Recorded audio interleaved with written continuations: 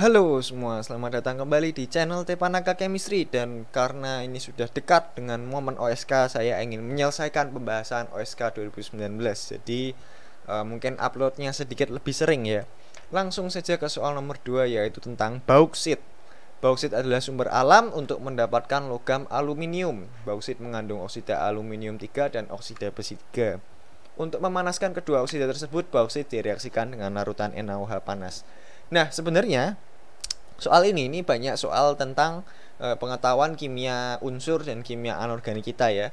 Jadi sebenarnya kalau kalian membaca bukunya Hausdorff, di sini saya tunjukkan, di sini ada bukunya Hausdorff, terutama yang bab ke-13, kalian pasti bisa menjawab semua soal yang ada di sini.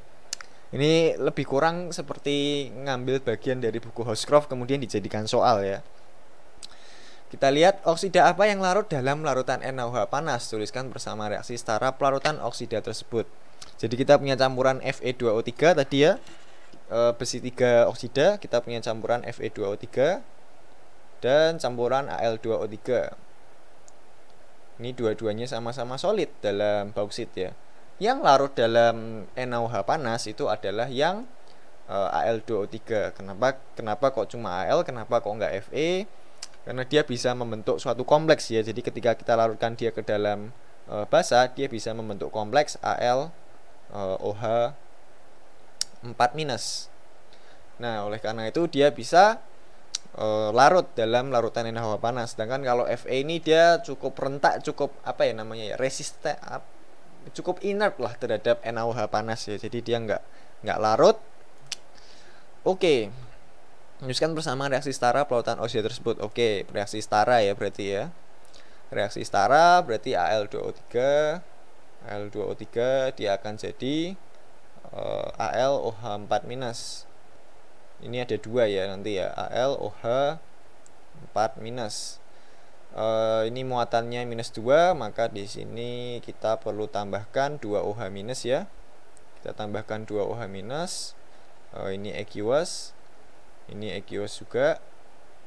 Dan kita juga perlu, masih kurang berapa ini? Masih kurang 3H2O. Jadi reaksi setaranya nanti Al2O3 solid ditambah 3H2O liquid tambah 2OH- aqueous akan jadi 2AlOH 4-. Itu untuk reaksi setaranya. Kita lanjut ke soal B. Endapan yang terbentuk dari reaksi di atas dipisahkan dengan disaring dan ke dalam filtrat larutan basa tersebut dialirkan gas karbon dioksida sehingga terbentuk endapan berupa koloid berwarna putih.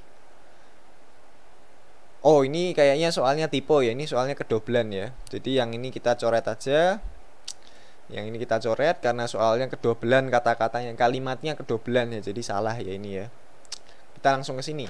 Endapan ini bersifat amfoter, dapat larut dalam larutan asam kuat, juga dalam larutan basa kuat tanpa menghasilkan produk gas. Nah, di sini endapan yang terbentuk. Jadi di sini ketika kita larutkan dia, kita mendapatkan endapan yang terbentuk di sini ya. Ini menurut saya kurang tepat sih. Lebih tepatnya adalah endapan yang tidak larut ya. Jadi ini kata-katanya ini menurut saya agak kurang tepat. Seharusnya endapan yang tidak larut.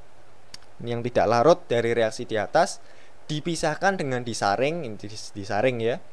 Jadi dipisahkan dari cairannya dan ke dalam filtrat. Nah, ini penting. Banyak yang sampai sekarang belum tahu istilah dari filtrat ya. Jadi filtrat ini adalah cairannya, bukan endapannya ya. Jadi kalau kita punya campuran padat dan cair, yang berupa padatan itu adalah endapan, yang berupa cair itu adalah filtrat. Jadi filtrat ini yaitu larutan AlOH 4 tadi ya. Jadi AlOH 4- itu adalah filtratnya. Larutan basa tersebut dialirkan gas karbon dioksida sehingga terbentuk endapan berupa koloid berwarna putih. Jadi direaksikan dengan CO2 terbentuk koloid ya. Ini koloid berwarna putih, ini penting kata-katanya. Endapan ini atau koloid berwarna putih ini sifatnya amfoter, ini juga penting. Dapat larut dalam asam kuat, juga dalam larutan basa kuat tanpa menghasilkan produk gas. Nah, ini sangat penting, bahkan paling penting di soal ini ya. Jadi tiga kata yang saya lingkari yaitu koloid berwarna putih, amfoter, dan ketika dilarutkan dia tidak menghasilkan produk gas. Siswa dulu waktu di tahun 2019 banyak yang terjebak di soal ini ya. Jadi mereka berpikir karena dia dialirkan gas karbon dioksida, maka endapannya akan jadi Al2CO3 3 kali atau aluminium karbonat. Memang betul aluminium karbonat itu warnanya putih, tapi dia bukan berupa koloid ya. Dan dia kurang tepat untuk dikatakan dia tidak menghasilkan produk gas. Jadi ketika kita larutkan Al2CO3 3 kali dalam asam, dia akan menghasilkan CO2 tentunya. Maka di sini endapannya bukan itu. Nah, maka dari itu apa fungsi karbon dioksida di sini? Kita tahu kalau karbon dioksida itu dia bersifat sedikit asam sehingga dia mengasamkan AlOH4- tadi. Nah, karena dia diasamkan, maka dia akan berubah menjadi AlOH3. Jadi AlOH3 itu adalah koloid berwarna putih, dia sifatnya amfoter dan dia bisa dilarutkan tanpa menghasilkan produk gas. Jadi ini jawabannya adalah AlOH3 ya. Tuliskan rumus endapan koloid dan tuliskan persamaan reaksi setara plotan endapan tersebut dalam asam kuat dan basa kuat. Jadi AlOH3 ya. Endapan itu adalah AlOH3. Ketika kita larutkan dia dalam asam, AlOH3 ya, solid ya. Ketika kita larutkan dalam asam, kita tambahkan dengan H+, nanti dia akan menjadi kompleks AlH2O 6 kali 3+. Atau kalau kalian tulis Al3+ juga boleh, tapi untuk lebih tepatnya lebih enak kayak gini ya. AlH2O 6 kali 3+. Maka ini kita butuh 3H+ ya. Atau 3H3O+ di sini. Kita pakainya H3O+ saja supaya bagus. Equals dan kurang apa ini? Udah pas ya ini ya, ditambah 3H3O+ ya. Jadi ini ada reaksinya dalam asam. Kemudian kalau dalam basa dia akan bereaksi dengan OH- tentunya. AlOH3 ini di sini solid ya, jangan lupa fasanya solid. Bereaksi dengan OH-. OH-nya tentu saja aqueous juga. Dia akan jadi AlOH4+. Maksud saya minus, AlOH4 minus di sini aqueous. Nah, ini untuk soal yang B ya. Kita lanjut ke soal yang C. Endapan koloid tersebut disaring dan dibakar pada suhu tinggi untuk mendapatkan oksida aluminium 3. Endapan koloid ya, berarti AlOH3 di sini. AlOH3, tuliskan persamaan reaksi setara pembakaran endapan koloid tersebut. Nah, ini di sini lebih tepatnya bukan pembakaran ya. Kalau pembakaran itu ada oksidasi ya. Tapi kalau di sini lebih tepatnya mungkin pemanasan. Jadi dia dipanaskan dalam api, mungkin maksudnya seperti itu ya. Jadi kita punya AlOH3, kita ubah jadi oksida aluminium 3. Dia akan jadi Al2O3 tentunya, Al2O3 di sini. Solid. Nah, agar dia setara, maka ini kita perlu kali 2 di sini, ini kali 2 ya. 2 kali AlOH3, maka sisanya adalah 3H2O. Karena dia dibakar, maka mungkin H2O-nya gas di sini mungkin. Oke. Kira-kira begitu ya. Kita lanjut. Oksida aluminium 3 dicampur dengan kriolit Na3LF6 dan dilebur. Leburan ini dielektrolisis menggunakan elektrolysis grafit. Kriolit dapat dibuat dari natrium fluorida dan aluminium fluorida. Nah, sebelum kita membahas yang D, saya ingin membahas yang E duluan ya. Apa peran kriolit pada proses tersebut dan tuliskan persamaan reaksi pembuatan kriolit. Nah, di sini peran kriolit sebenarnya kalau kalian lihat bukunya Hauscroft ya, di bagian physical property kalau nggak salah. Bukan, bagian chapter 13 ini tentang unsur-unsur golongan ke-13 ya, atau misalnya boron, aluminium dan lain-lain. Kalian bisa menemukan di sini nah ini dia. Jadi anhidrous Al2O3 itu dihasilkan dari pemanasan dari ini ya Al2O3 3H2O ya. Elektrolisis dari lelehan Al2O3 menghasilkan Al di katoda.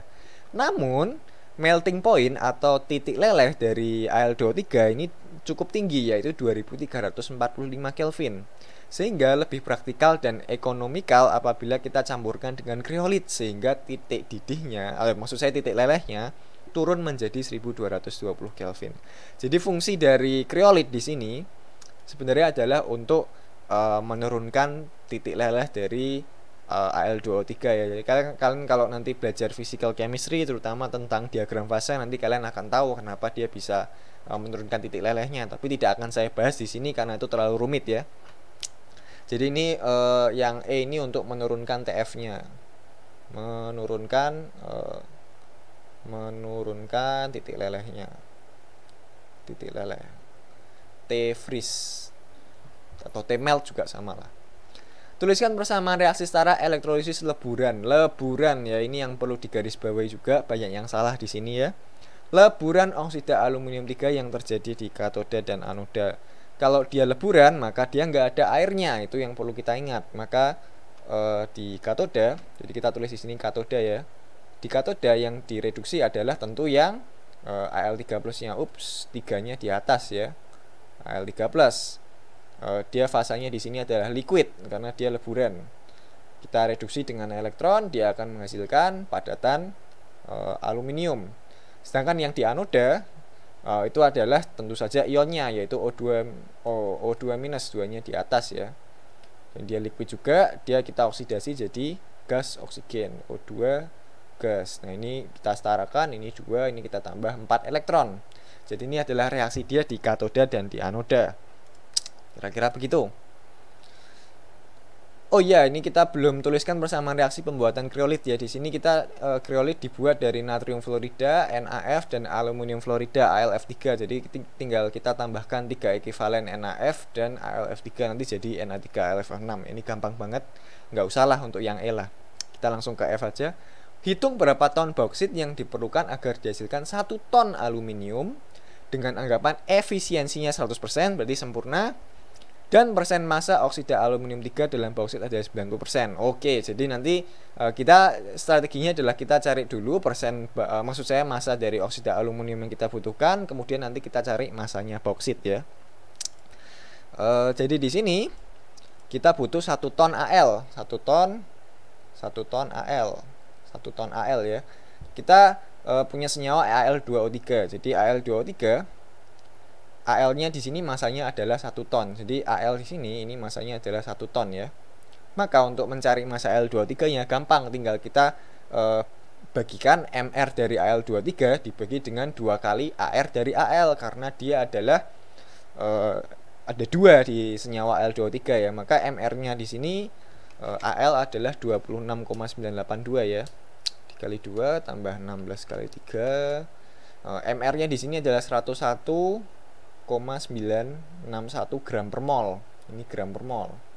Dibagi dengan 2 kali Ar dari Al itu 26,982 ya. Kalian bisa cek di tabel periodik gram per mol dikali dengan 1 ton. Nah, nanti kita akan dapat massa Al2O3 yang kita butuhkan. Nah, ini jawabannya adalah 961 dibagi dengan 2 kali 26982, 1,98 ton ya. Jadi kita butuh Al2O3 sebanyak 1,89 ton. Nah, Al2O3 itu di bauksit cuma ada 90% tadi menurut soalnya ya. Ini adalah 90%. Maka massa bauksit yang kita butuhkan ya gampang, tinggal 10/9 atau 100/90 kali dengan 1,98. Nanti kita akan dapat jawabannya 2,10 ton. Jadi ini adalah jawabannya ya. Jadi massa bauksit yang kita butuhkan adalah 2,1 ton. Kira-kira seperti itu. Dan 3 angka penting ya di sini ya, 2,10 ya. Oke, untuk mungkin sekian dulu untuk soal nomor 2. Nantikan pembahasan soal nomor 3 di video berikutnya. Selamat belajar dan Tuhan memberkati kita semua.